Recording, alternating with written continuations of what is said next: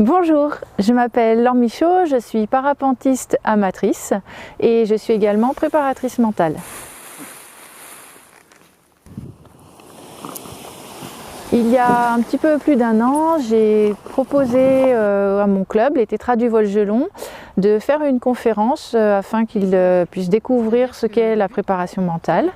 Et à la suite de ça, certains membres du bureau ont eu envie d'aller un petit peu plus loin et donc d'organiser des séances. Le club étant très partant pour cette expérience, il a pris en charge financièrement une partie du coût de ces séances et il a également pu bénéficier de l'aide de la fédération, la FFVL, grâce au dispositif Voler mieux.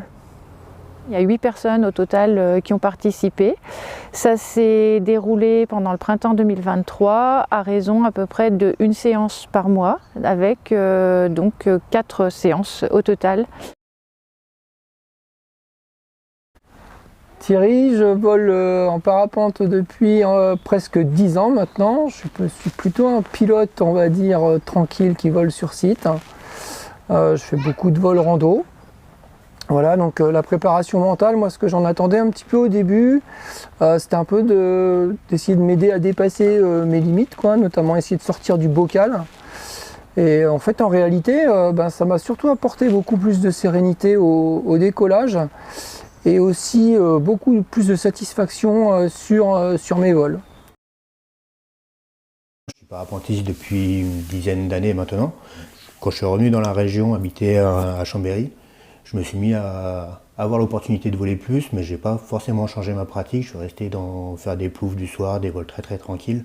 Souvent, avant les vols, je me faisais toute une montagne de me dire les conditions elles vont être trop fortes pour moi, trop dures, voilà, je ne sais pas ce qui m'attend en l'air, et du coup, je me représentais des choses beaucoup trop dures, je pense, et je me faisais un discours très négatif avant d'aller décoller. Et du coup, soit je décollais pas, soit quand je décollais, j'avais peur et j'allais me poser tout de suite. Et du coup, c'était un peu le thème de travail avec Laure, de bosser sur toutes les questions que je peux me poser avant le vol, et surtout d'y apporter des réponses. Pas de me dire vas-y, t'as pas peur et t'y vas, et la tête baissée et t'y vas, mais plutôt de trouver comment apporter des réponses et comment me rassurer et comment du coup me permettre de progresser. En fait, avec Laure, on a eu plein d'outils différents. Ces outils, derrière, en les mettant en place, ça permet de moi de me mettre une routine.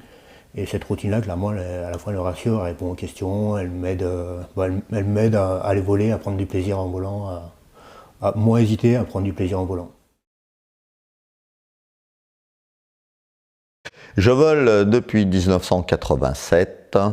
J'ai fait un peu de compétition pendant quelques années, beaucoup de cross, j'ai pas loin de 5000 heures de vol, voilà, un peu sous tout type de voile, surtout des voiles compètes depuis fort longtemps. J'ai une perte de motivation dans ma façon de voler puisque le cross ne m'attire plus trop.